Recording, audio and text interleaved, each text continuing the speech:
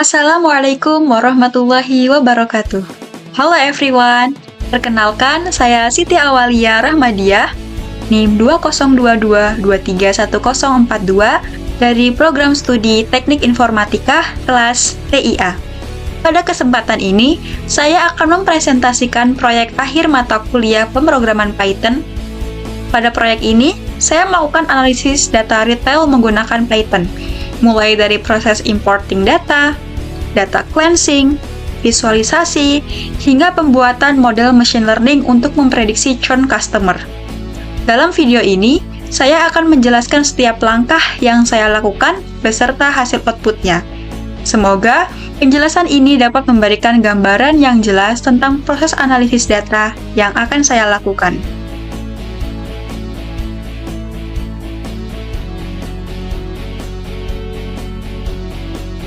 Pada langkah ini, ada beberapa daftar isi. Yang pertama, biodata, 2 latar belakang, 3 langkah-langkah pengerjaan, dan 4 kesimpulan. Ini biodata saya yang sudah saya sebutkan pada awal tadi di pendahuluan. Latar belakang. Pada era digital saat ini, bisnis retail menghasilkan data transaksi pelanggan dalam jumlah besar. Data tersebut sangat berharga karena dapat digunakan untuk memahami pola perilaku pelanggan, menganalisis tingkat retensi, serta memprediksi kemungkinan pelanggan berhenti bertransaksi atau churn. Analisis churn menjadi penting karena kehilangan pelanggan dapat berdampak langsung pada penurunan pendapatan perusahaan. Dengan memanfaatkan teknik analisis data dan machine learning, perusahaan dapat mengidentifikasi pelanggan berisiko churn lebih awal, sehingga dapat melakukan strategi retensi yang lebih efektif. Dalam proyek ini, dilakukan proses pengolahan data, visualisasi, serta pembuatan model prediksi menggunakan metode logistic regression. Model ini digunakan untuk memprediksi apakah seorang pelanggan masih aktif atau sudah churn berdasarkan pola transaksi mereka. Hasil analisis ini diharapkan dapat memberikan gambaran mengenai karakteristik pelanggan, faktor-faktor yang mempengaruhi churn, serta mendukung pengambilan keputusan bisnis berbasis data. Selanjutnya yaitu langkah-langkah pengerjaan. Terdapat 15 soal, saya akan menjelaskan step by step. Soal pertama, lakukan importing data dan inspection data. Importlah dataset dari GCR, yaitu data_retail.csv, dan kemudian inspeksilah data tersebut dengan mencetak 5 data teratas saja, dan mencetak info dataset. Pada langkah pertama ini, saya melakukan proses import library yang akan digunakan selama analisis data. Library Pandas digunakan untuk membaca dan memproses data berbentuk tabel. NumPy digunakan untuk operasi numerik. Matplotlib dan Seaborn digunakan untuk membuat visualisasi seperti bar chart, line chart, dan pie chart. Berikutnya, saya juga mengimpor beberapa library dari scikit-learn, yaitu train test split untuk membagi data, logistic regression untuk membuat model machine learning, serta confusion matrix, yaitu akurasi, precision, dan recall untuk evaluasi model. Setelah saya mengimpor library, saya juga membaca dataset bernama data_retail.csv menggunakan fungsi pandas read_csv dan menyimpannya ke dalam variabel bernama df. Untuk memastikan bahwa data berhasil dibaca dan tampil dengan benar, saya menampilkan 5 baris pertama dari dataset menggunakan df.head. Fungsi ini membantu saya melihat struktur awal data seperti kolom customer ID, produk, tanggal transaksi, jumlah rata-rata transaksi, dan jumlah transaksi.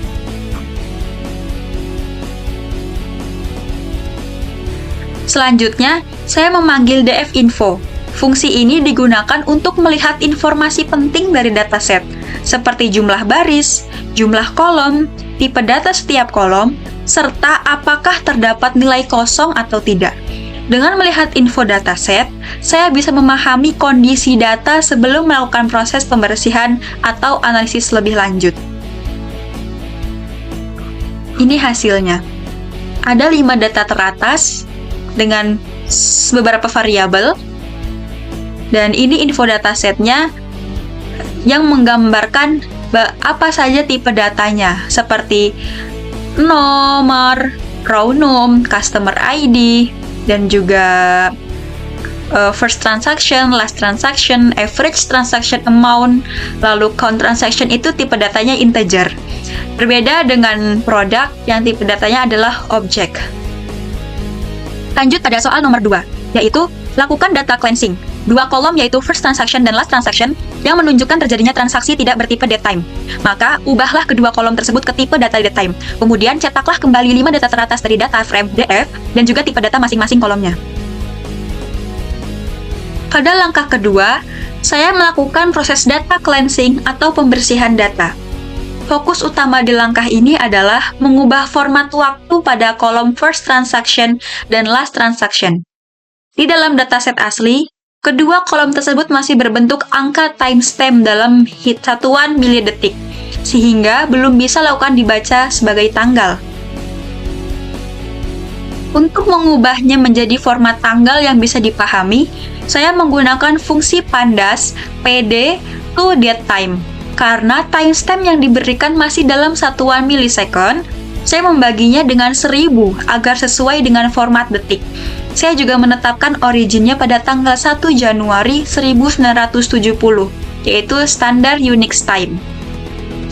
Setelah kedua kolom tanggal dikonversi, saya kembali menampilkan 5 data teratas menggunakan df.head.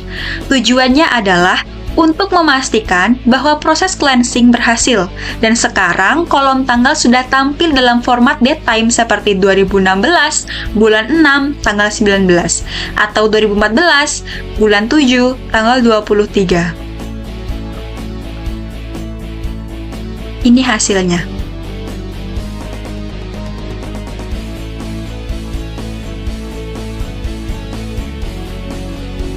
Selain itu, saya juga menjalankan kembali df.info untuk melihat apakah tipe datanya sudah berubah. Di tahap ini, saya memastikan bahwa first transaction dan last transaction sudah berubah dari tipe data integer menjadi datetime 64. Dengan demikian, data sudah siap untuk dianalisis lebih lanjut. Dapat kita lihat pada tipe data di first transaction dan variabel last transaction yang tadinya tipe datanya integer berubah menjadi datetime. Berarti langkah kedua sudah berhasil. Soal ketiga, tentukan churn customer. Untuk menentukan churn customer, carilah transaksi paling terakhir kapan dilakukan, klasifikasikanlah mana customer yang berstatus churn dan mana yang tidak. Setelah itu, cetak 5 data teratas dan informasi dataset. Pada langkah ketiga ini, saya menentukan mana customer yang termasuk churn dan mana yang tidak. Customer dikategorikan churn ketika mereka sudah tidak melakukan transaksi lagi sejak tanggal tertentu. Pada kasus ini, acuan yang digunakan adalah tanggal 1 Agustus 2018.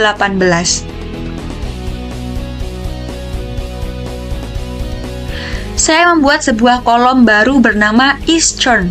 Logikanya adalah, jika tanggal transaksi terakhir atau last transaction kurang dari atau sama dengan 1 Agustus 2018, berarti pelanggan tersebut sudah tidak aktif lagi dan dianggap churn. Untuk kondisi tersebut, saya memberi nilai 1. Jika masih ada transaksi setelah tanggal tersebut, nilainya 0 atau dianggap tidak churn. Perbandingan tanggal ini saya tulis menggunakan ekspresi boolean. Lalu saya ubah menjadi angka 0 dan 1 menggunakan as type integer. Bagian kode ini.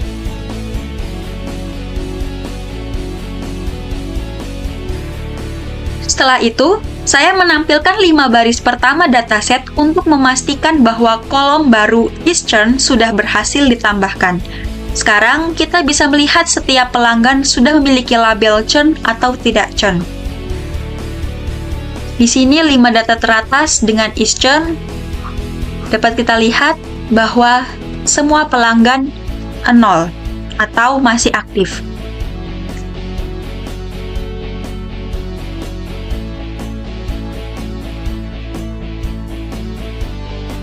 Terakhir, saya menampilkan jumlah total pelanggan churn dan tidak churn menggunakan value counts.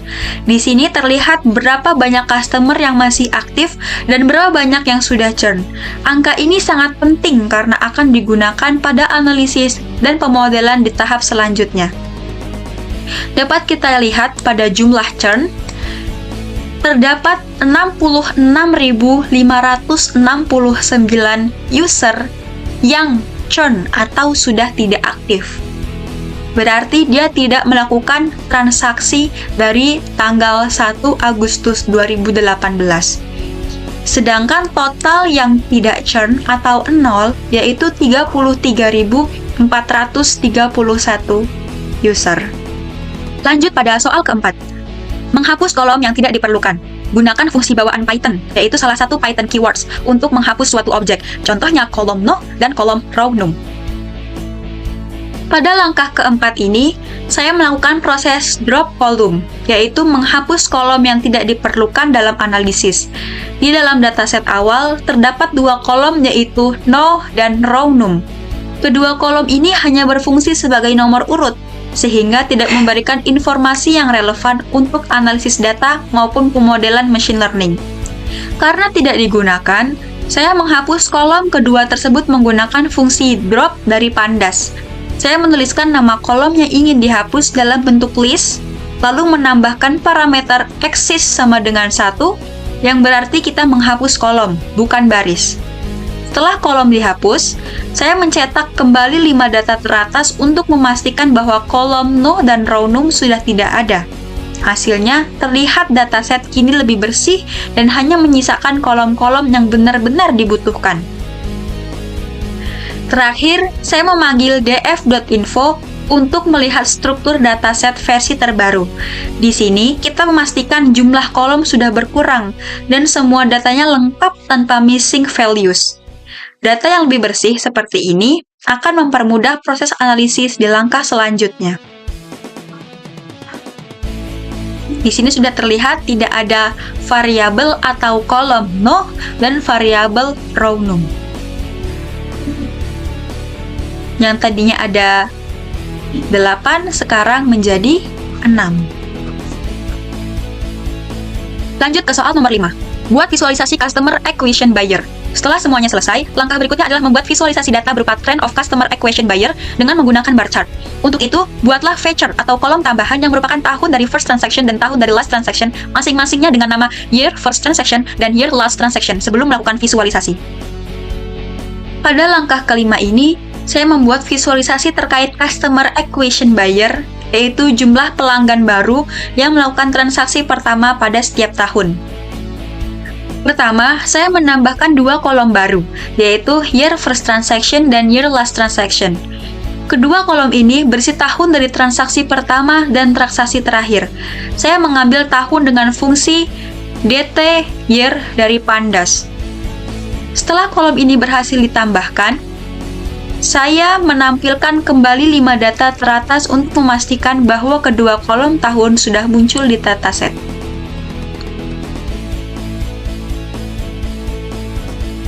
Selanjutnya, saya membuat visualisasi menggunakan bar chart untuk menghitung jumlah customer per tahun.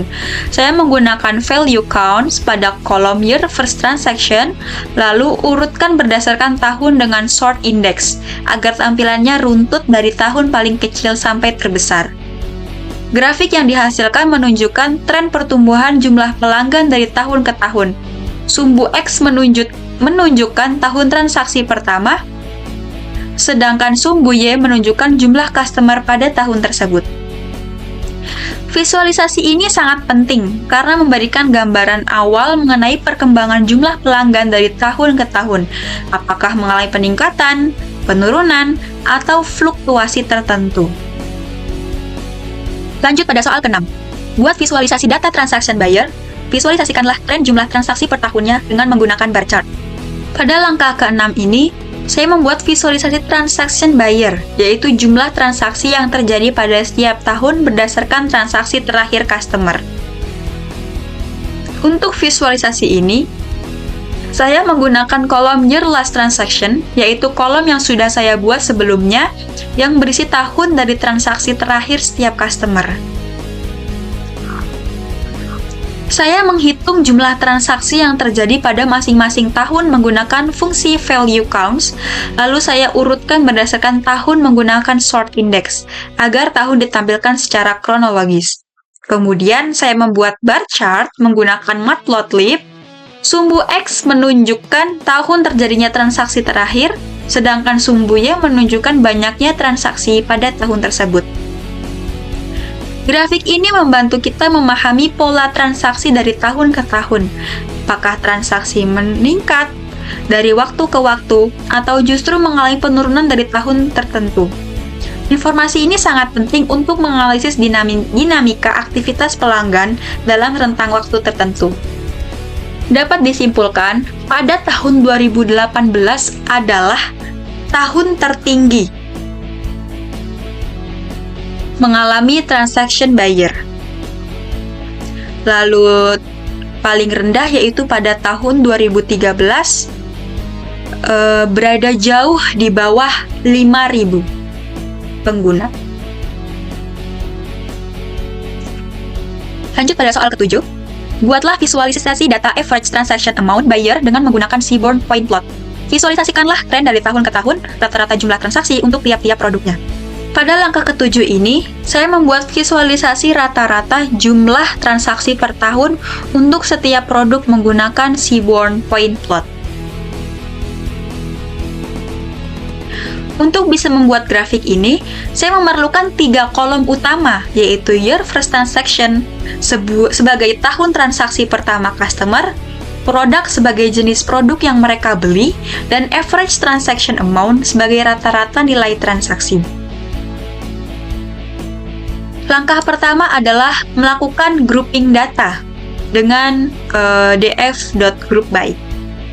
Saya mengelompokkan data berdasarkan tahun transaksi pertama dan jenis produk. Setelah dikelompokkan, saya menghitung nilai rata-rata transaksi dengan fungsi MEAN. Ini fungsi MEAN.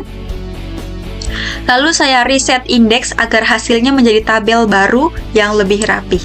Ini reset index. Lalu tabel ini menunjukkan rata-rata jumlah transaksi per produk pada setiap tahun. Dengan tabel ini, kita bisa melihat pola awal bagaimana perubahan nilai transaksi terjadi antar tahun. Selanjutnya, saya menggunakan Seaborn Point Plot untuk menampilkan trennya. Pada grafik ini, sumbu X menunjukkan tahun pertama customer melakukan transaksi, sumbu Y menunjukkan rata-rata nilai transaksi. Di sini dapat kita lihat yang warna biru adalah transaksi sepatu. Dari tahun 2013 ke 2014 mengalami kenaikan, ke 2015 dia flat, lalu 2016 mengalami sedikit penurunan, tidak terlalu menukik tajam. Berbeda dengan 2017 hingga 2018 yang mengalami penurunan sangat pesat. Lalu yang warna kuning adalah jaket. Di tahun pertama penjualan, itu berada di 1.4. Kemudian di 2015 mengalami penurunan. Berbeda dengan di tahun 2016 hingga 2019 mengalami kemajuan yang sangat pesat. Lanjut ke point plot warna hijau, yaitu baju. Awal penjualan adalah di tahun 2017 dan di 2018 mengalami kenaikan, di 2019 mengalami penurunan. Lanjut ke point plot warna merah, yaitu tas. Di 2017 itu sebagai tahun awal penjualan mengalami kenaikan yang sangat pesat pada tahun 2018. Namun pada 2019 mengalami penurunan dan tidak terlalu signifikan. Dari visualisasi ini kita bisa melihat tren pergerakan nilai transaksi untuk setiap produk dari tahun ke tahun.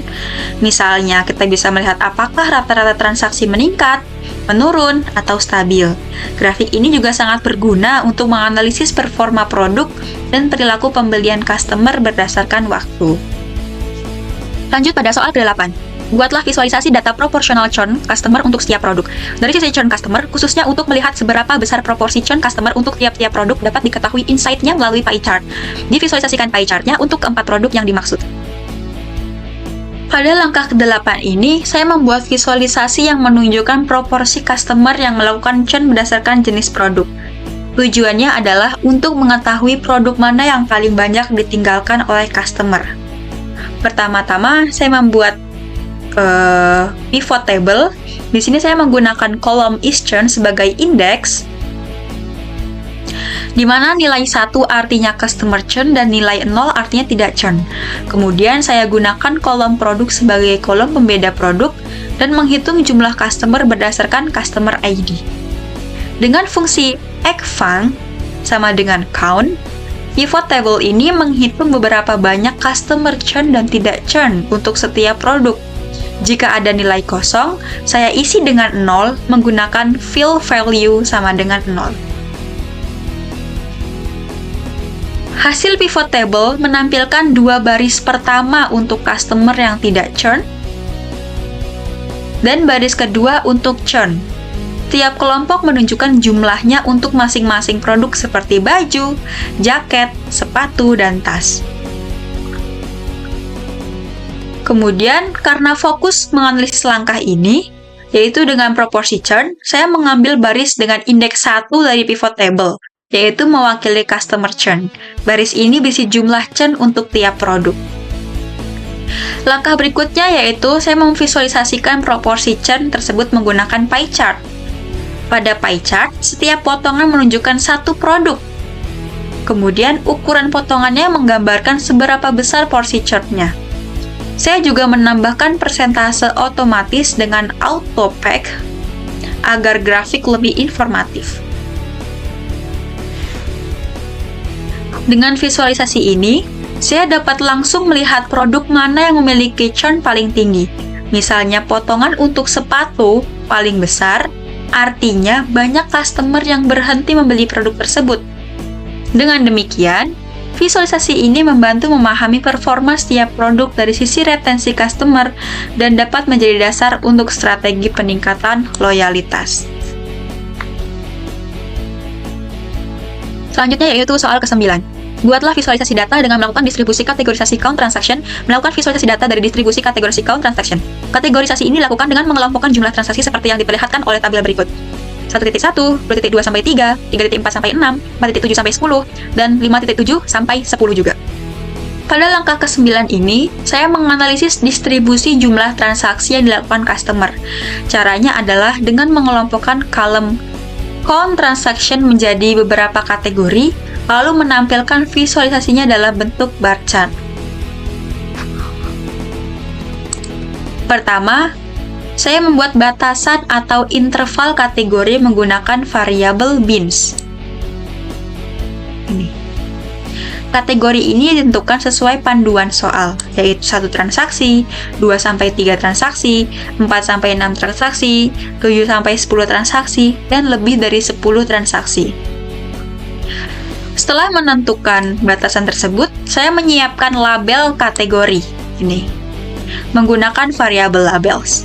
Label ini nanti akan muncul sebagai kategori yang dapat mudah dibaca. Kemudian saya menggunakan fungsi pd.cut untuk mengelompokkan setiap customer ke dalam kategori yang sesuai. Fungsi ini membaca nilai dari count transaction, lalu memasukkannya ke interval yang sudah kita tetapkan sebelumnya. Hasil pengelompokan ini disimpan ke dalam kolom baru bernama count transaction kategori. Dengan ini, setiap baris data memiliki kategori yang menggambarkan tingkat aktivitas transaksinya. Untuk memastikan bahwa kategorisasi berjalan dengan benar, saya menampilkan 5 data teratas yang memperlihatkan kolom jumlah transaksi asli dan kategori hasil pengelompokan. Kemudian pada langkah terakhir, yaitu membuat visualisasi menggunakan bar chart. Saya menghitung jumlah customer untuk setiap kategori menggunakan fungsi value underscore counts, kemudian menampilkan grafiknya. Pada grafik yang muncul, ini kita bisa melihat kategori mana yang paling banyak diisi customer. Misalnya pada data saya terlihat bahwa kategori 1 transaksi itu adalah yang paling banyak, sedangkan kategori 7 sampai 10 dan lebih dari 10 transaksi memiliki jumlah yang jauh lebih kecil. Sama dengan 2 sampai 3 dan 4 sampai 6 juga memiliki kaum yang lebih kecil. Dengan visualisasi ini, kita dapat melihat dan mengetahui pola aktivitas transaksi customer. Informasi ini sangat berguna bagi bisnis untuk memahami apakah mayoritas customer aktif atau justru hanya bertransaksi sedikit. Lanjut pada soal ke-10. Buatlah visualisasi data distribusi kategorisasi average transaction amount. Selanjutnya akan melakukan visualisasi dari distribusi kategorisasi average transaction amount. Kategorisasi ini dilakukan dengan mengelompokkan rata-rata besar transaksi seperti yang diperlihatkan pada tabel berikut. Pada langkah ke-10 ini, saya menganalisis pola rata-rata nominal transaksi yang dilakukan oleh customer. Tujuannya adalah mengetahui kelompok pelanggan berdasarkan besar kecilnya nilai transaksi rata-rata mereka. Pertama, saya membuat batas atau interval kategori nilai transaksi menggunakan variabel beans amount. Intervalnya mengikuti instruksi dari soal, yaitu mulai dari 100.000 hingga 10 juta rupiah dan dibagi menjadi beberapa kelompok. Setiap kelompok ini nanti akan mewakili level daya beli customer berdasarkan rata-rata transaksi mereka. Kemudian, setelah menentukan interval, saya membuat label kategori yang mudah dibaca dengan variabel label. Ini label amount. Label inilah yang ditampilkan pada hasil kategorisasi maupun grafik nantinya. Kemudian, saya mengelompokkan dengan fungsi pd.cut untuk mengelompokkan nilai average transaction amount ke dalam interval yang sudah ditentukan. Hasil pengelompokan ini saya simpan dalam kolom baru bernama average transaction kategori. Dengan begitu, setiap baris data kini memiliki kategori besar transaksi rata-rata. Kemudian saya menampilkan data teratas untuk memastikan bahwa proses kategorisasi berhasil. Saya menampilkan 5 data teratas yang berisi nilai average transaction dan kategori hasil pengelompokannya. Lalu terakhir saya membuat visualisasi distribusi kategori menggunakan bar chart. Saya juga menghitung jumlah customer pada masing-masing kategori dengan value count. Lalu memplotnya ke grafik batang atau bar chart. Kita lihat di sini bar chart. Pada grafik yang tampil terlihat kategori mana yang memiliki jumlah customer yang paling banyak. Sebagai contoh pada dataset saya, kategori 1M sampai 2,5M adalah yang paling besar. Sementara kategori 5M sampai 10M merupakan kategori dengan jumlah customer yang paling sedikit. Untuk kategori lain tersebar. Melalui analisis ini, perusahaan bisa melihat pola daya beli customer. Apakah pelanggan cenderung bertransaksi kecil, sedang, atau besar. Informasi seperti ini sangat penting untuk strategi marketing dan segmentasi pelanggan. Lanjut pada soal ke-11. Lakukan feature columns dan target. Di bagian ini selanjutnya akan menentukan feature columns dari dataset yang dimiliki. Di sini dipilih kolom average transaction amount, count transaction, dan year diff. Akan tetapi, kolom terakhir belum ada. Silahkan di-create dulu kolom year diff ini, dan kemudian assign dataset dengan feature columns. Ini sebagai variabel independent X.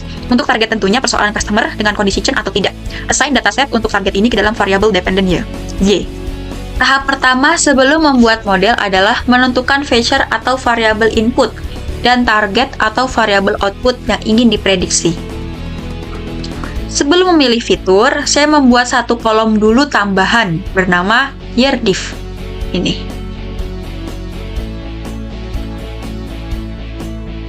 Kolom ini berisi selisih antara tahun transaksi terakhir dan tahun transaksi pertama. Ini ya. Kita lihat di data teratas pada data pertama yaitu transaksi pertama itu 2016 dan transaksi terakhir 2018. Maka selisihnya itu 2 tahun. Lalu di data kedua yaitu 2014 pertama, dan terakhir transaksi itu 2018 yang berarti 4 tahun, dan sampai selanjutnya. Nilai ini menggambarkan durasi atau lama hubungan customer dengan perusahaan. Semakin lama durasinya, biasanya semakin kecil peluang customer melakukan churn. Saya menghitungnya dengan rumus berikut. Ini.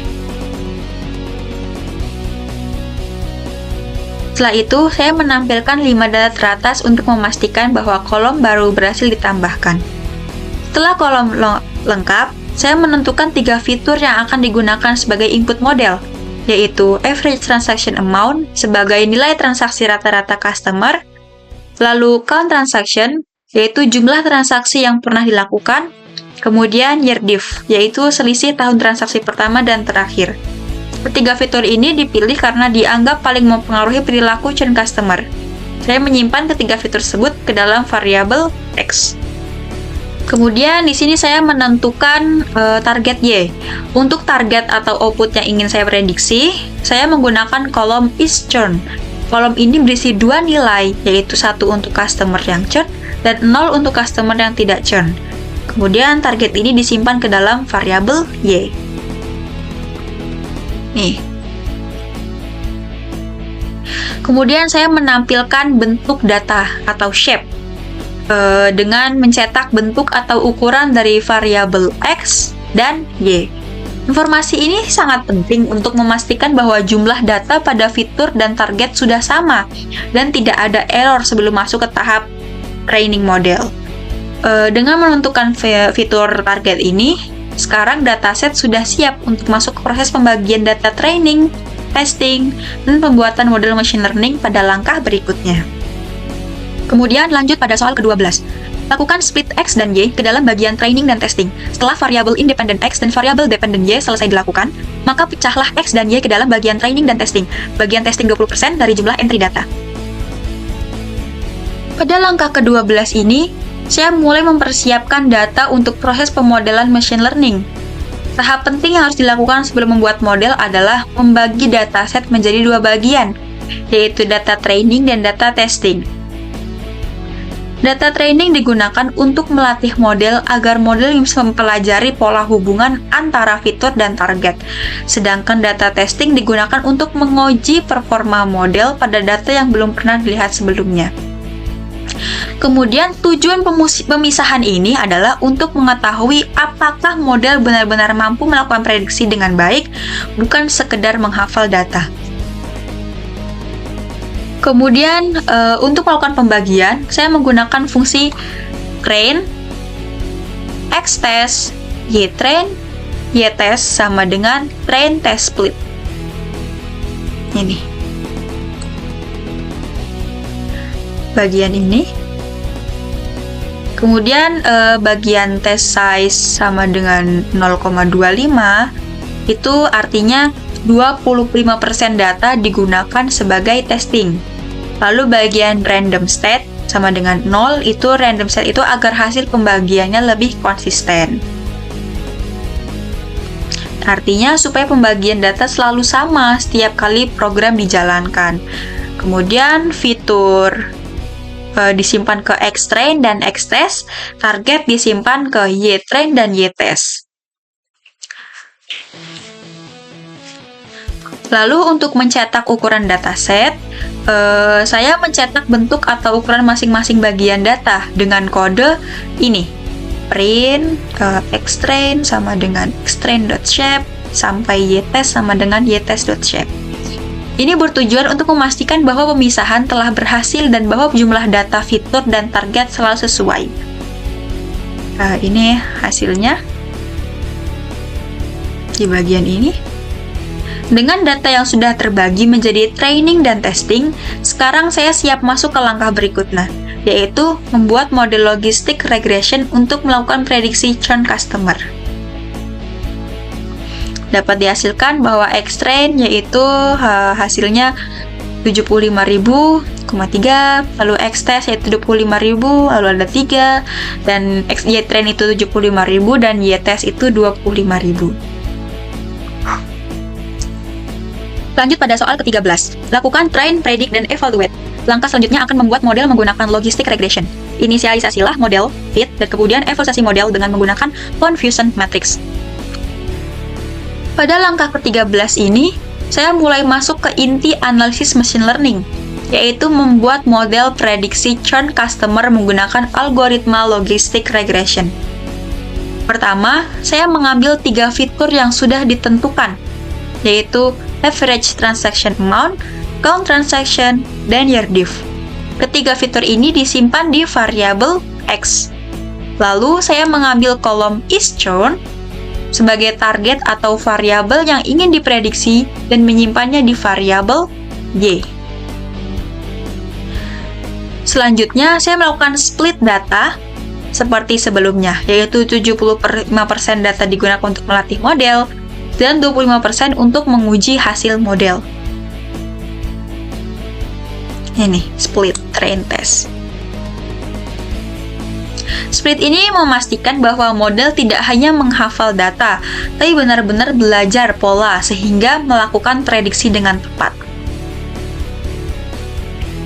Kemudian pada bagian ketiga yaitu menginisialisasi model logistic regression. Setelah data siap, saya menginisialisasi model logistic regression dengan menambahkan parameter max underscore iter sama dengan 1000 untuk memastikan model punya cukup iterasi agar proses training berjalan stabil. Kemudian step keempat yaitu melatih model. Model kemudian saya latih menggunakan fungsi .fit ini. Dengan memasukkan X-train dan Y-train, pada tahap ini, model mempelajari pola hubungan antara fitur input dengan status churn customer. Kemudian yang kelima yaitu melakukan prediksi. Saya melakukan prediksi terhadap data testing menggunakan fungsi .predict di sini. Hasil prediksi ini disimpan di variabel y_pred. Kemudian yang selanjutnya yaitu membuat confusion matrix.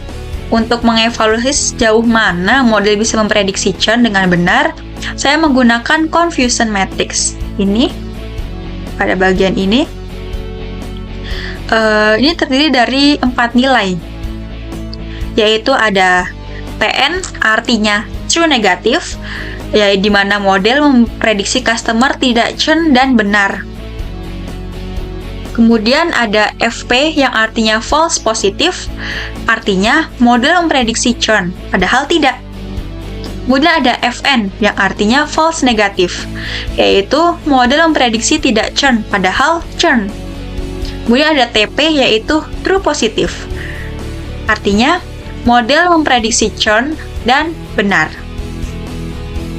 Nilai-nilai ini saya tampilkan secara terpisah agar lebih mudah dijelaskan saat saya menjelaskan seperti ini.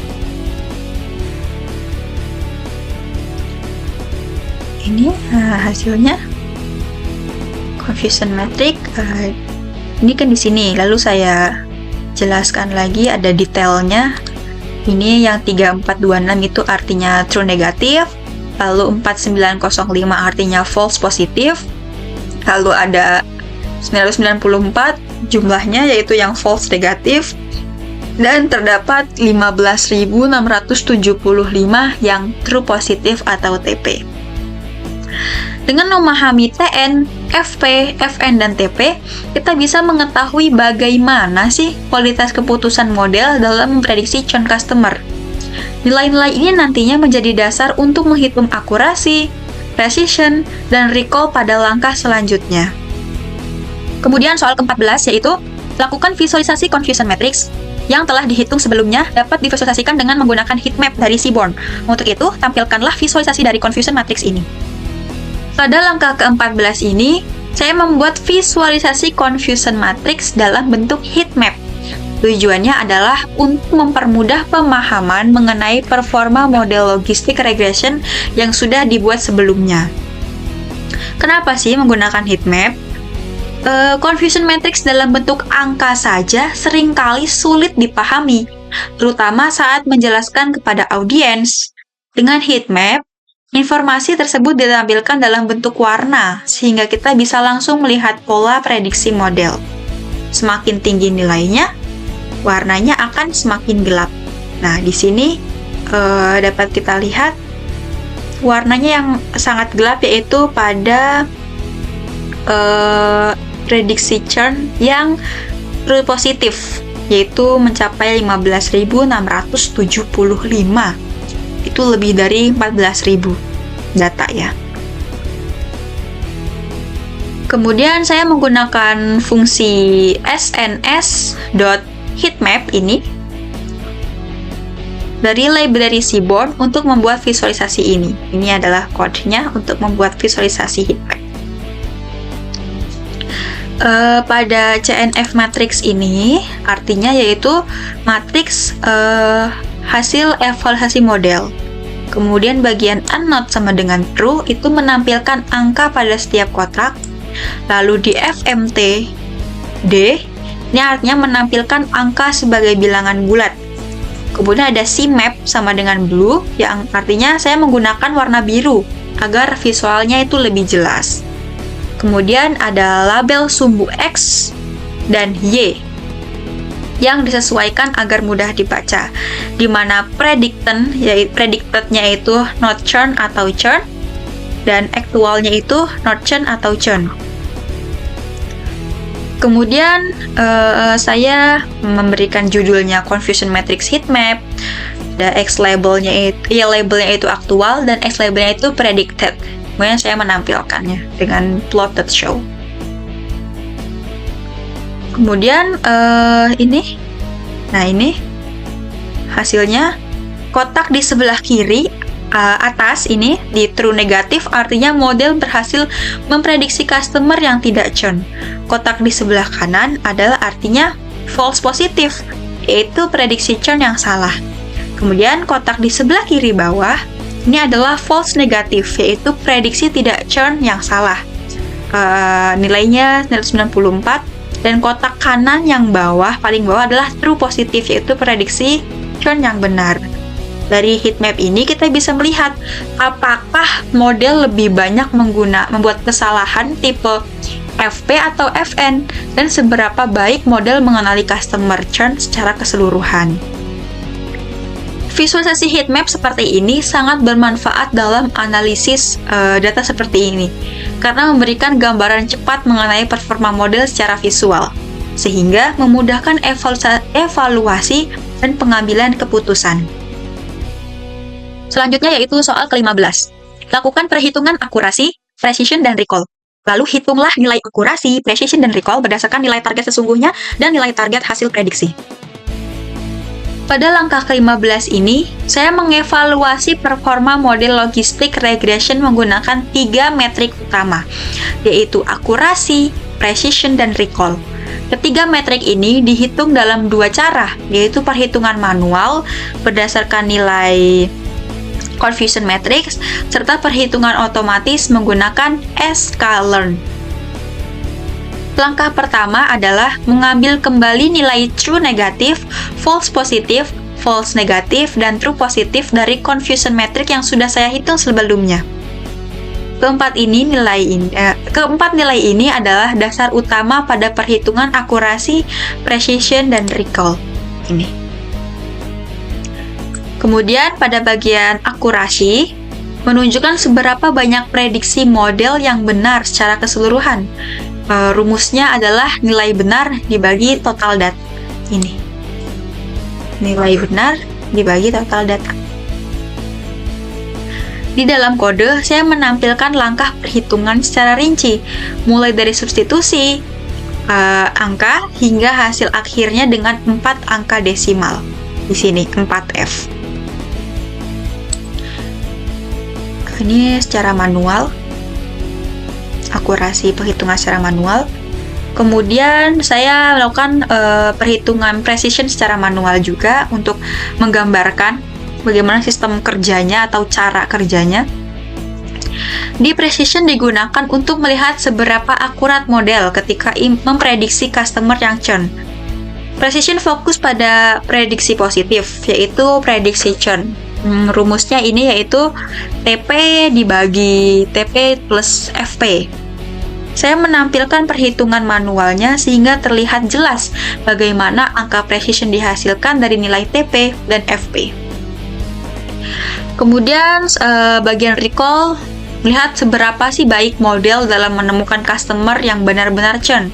Dengan kata lain, dari semua customer yang memang churn, berapa banyak yang berhasil diprediksi oleh model, yaitu dengan rumus TP dibagi TP plus FN. Perhitungannya juga saya tampilkan langkah demi langkah agar lebih mudah dipahami juga. Kemudian setelah kita menghitung ketiganya, kita dapat menampilkan perhitungan manual. Saya membandingkannya dengan hasil perhitungan otomatis dari Escalent menggunakan fungsi akurasi score, precision score, dan recall score. Hasil antara perhitungan manual dan library Escalent bernilai sama, sehingga memastikan bahwa proses evaluasi ini sudah benar. Bagian ini. Kemudian akurasi menunjukkan presentasi prediksi yang benar secara keseluruhan. Precision menunjukkan akurasi model dalam memprediksi churn. Kemudian recall itu untuk menunjukkan kemampuan model menemukan customer churn secara nyata. Ini. Dalam kasus ini, nilai recall lebih tinggi daripada precision. Sini. Nilai recall lebih tinggi daripada precision dan akurasi. Yang berarti model sangat baik dalam menemukan customer churn, meskipun masih ada beberapa prediksi churn yang salah. Kita lihat akurasi itu nilainya 0,7640, precision itu 0,7617, dan recall itu hasilnya 0,9404. Ini hasil dari metrik evaluasi model. Sedangkan hasil dari Escalent itu juga sama seperti metrik evaluasi model. Ini perhitungan manualnya. Akurasi itu TP plus TN bagi total. Kemudian precision itu TP dibagi TP plus FP. Lalu recall itu TP dibagi TP plus FN.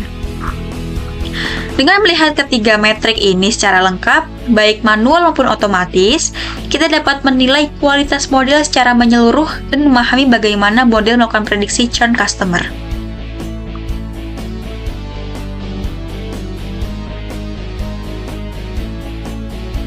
Kesimpulannya, yaitu dataset berhasil dibersihkan dan diproses sehingga siap dianalisis. Berbagai visualisasi yang dibuat memberikan gambaran yang jelas mengenai pola transaksi pelanggan serta tren perilaku mereka. Analisis churn membantu mengidentifikasi pelanggan dan produk yang memiliki risiko churn tertinggi. Model logistik regression yang dibangun juga mampu memberikan prediksi churn yang cukup baik. Secara keseluruhan, hasil analisis ini dapat dimanfaatkan untuk mendukung strategi bisnis, khususnya dalam meningkatkan retensi dan memahami perilaku pelanggan secara lebih mendalam.